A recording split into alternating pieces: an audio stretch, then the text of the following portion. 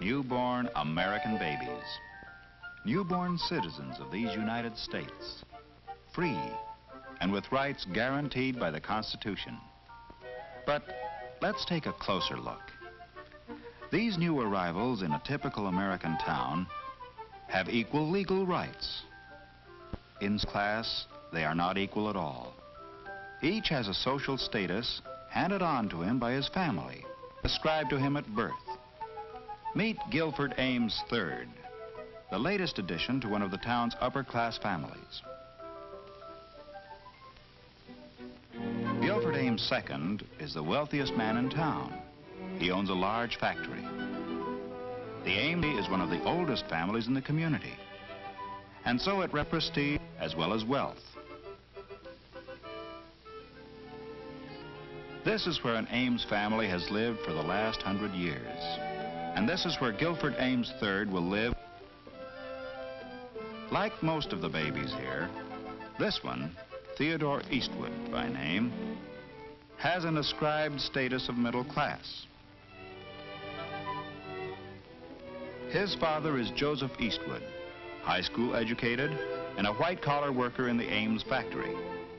He has a steady, skillful job and is comfortably off, but the chances are that he will not advance much beyond his present status. The mortgage on his house is on its way to being paid, and someday it undoubtedly will be. Although young Ted Eastwood has an ascribed status of middle class, the best status he achieves during his lifetime may be higher than the one he was born with. It could be true to maybe David Benton, whose ascribed status is lower class. David's father is Michael Benton, an unskilled factory worker who has a meager education. Mr. Benton rents the upper floor of a two-family house in a rundown section of town. The ability to rise from an ascribed status to an achieved one is called vertical mobility and is particularly characteristic of the United States. There are class lines within each general group, and these vary geographically and in relation to nationality, religion, and race. Class exists in the United States as it does everywhere, and it plays a vital part in the life of every community. Let us follow the lives of these three babies and see how class affects them.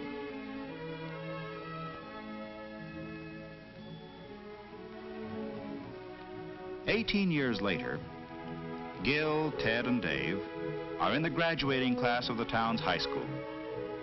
After the commencement exercises, the three boys, who are good friends, meet to say goodbye. Next fall, Gil Ames is going to attend an Ivy League university. Ted, who took a commercial course in high school, plans to get a white-collar job like his father's. Dave is going to work too, so that he can add to his family's income. Friends forever, they've said. Well, maybe in a way, but these boys come from families of different classes, and the lines of social class are real here in America, as they are everywhere, in Europe, in Asia, and even in the Soviet Union. As the years pass, class boundaries will separate Gil and Ted and Dave more and more. The boundaries between Ted's middle-class parents and Dave's lower-class parents are as important as those that lie between the upper and the middle classes. Even the simple event of graduation from high school has a different significance for the boys and their families. For Gil, it is only a milestone in his formal education. Later that night, Mr. Ames has a serious talk with his son. Mr. Ames tells Gil that he sent him to public high school so that he could gain a democratic background. But now he's about to enter an environment more in keeping with his social position. At college, he will meet men of his own kind. Gil understands, because already he has developed an awareness of his class, its patterns, and its rules.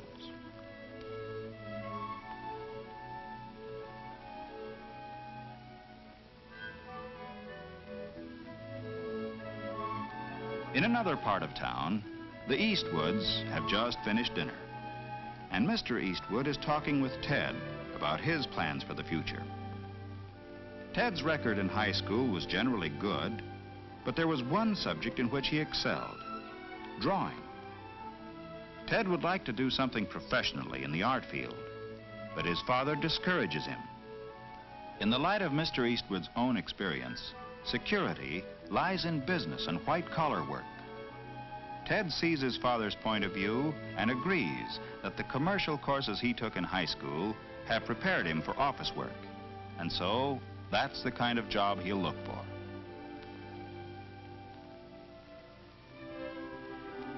In the Benton household, graduation from high school is an event worthy of celebration, and a family party in Dave's honor is in progress. Mr. Benton proudly announces to the guests that Dave has already gone out and found himself a job. In the Benton family and among their neighbors, economic pressures are important. Dave's initiative in finding work is highly regarded by all of them, and his parents are justifiably proud.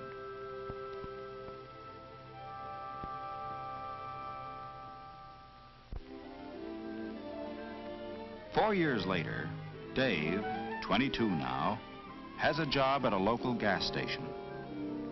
Although he's still only a gas station attendant, he's studying to be an automobile mechanic. The driver of the car is his old friend of high school days, Gil Ames. Gil has graduated from college now and is on his way to start work in his father's factory. Dave is going to be married just as soon as his job of auto mechanic comes through.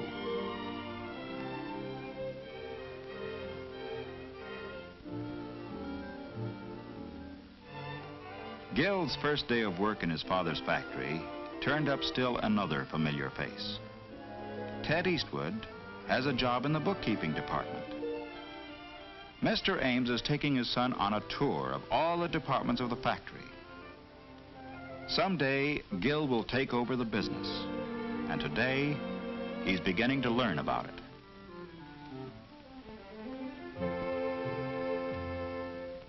Kind of rocked you, didn't it? Gil Ames with his future all laid out for him.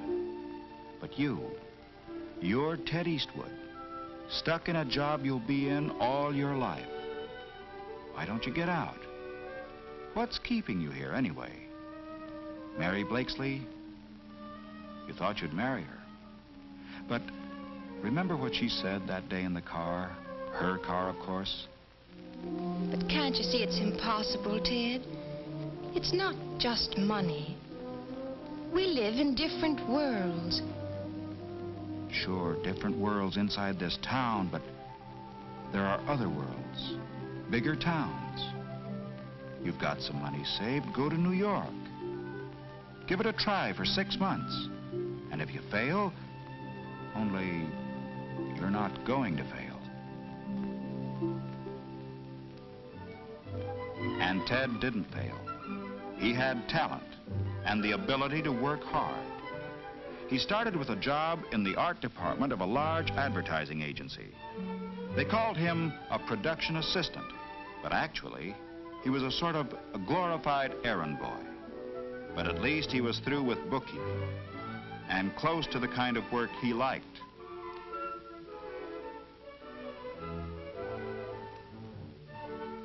At night, he took courses in commercial art and advertising and spent a good deal of his free time working and studying at home. In the years that followed, Ted gained a thorough technical knowledge of his field.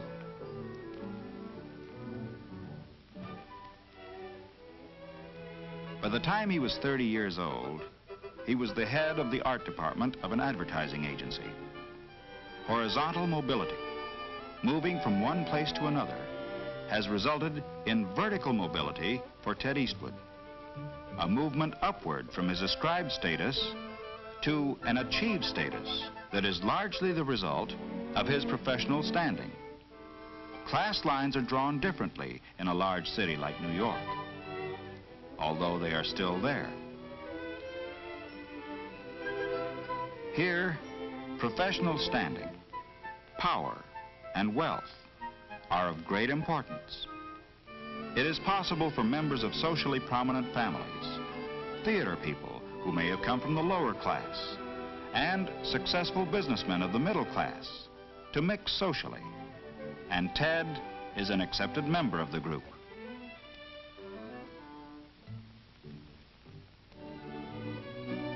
But when Ted returns to his hometown on a vacation, how does he fare? Has he a new achieved status back there too? When he meets the girl he wanted to marry, have things changed?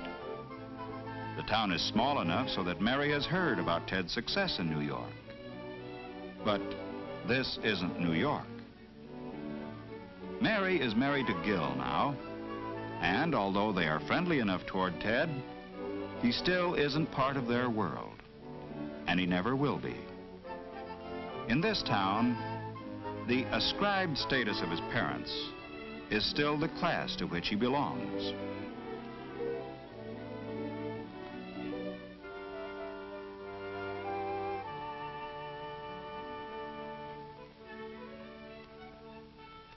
Ted's mother brings him up to date on all the town gossip, but he only half hears her. The meeting with Mary has stirred old memories in him. He's remembering what she said to him about different worlds. He knows now that to her and Gil, he's still the nice kid from the wrong side of the railroad tracks, no matter how successful he is. His achieved status is higher than that of his father's because he has a profession, but that status depends on a place. In this case, New York. Dave Benton, on the other hand, has changed his status hardly at all. He's now a skilled auto mechanic. And although his achieved status is not much better than the one ascribed to him by his family, financially, he will be able to provide better for his wife and children. His third child, a son, was born in the local hospital just yesterday.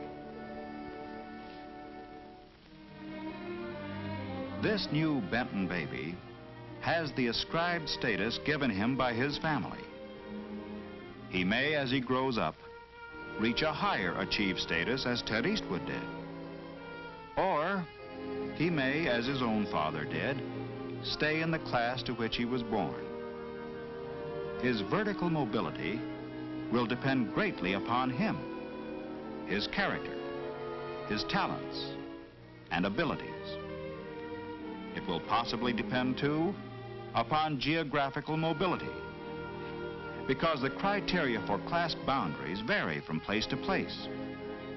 And so it will be for all these babies, all citizens, all equal before the law, but not the same by standards of class.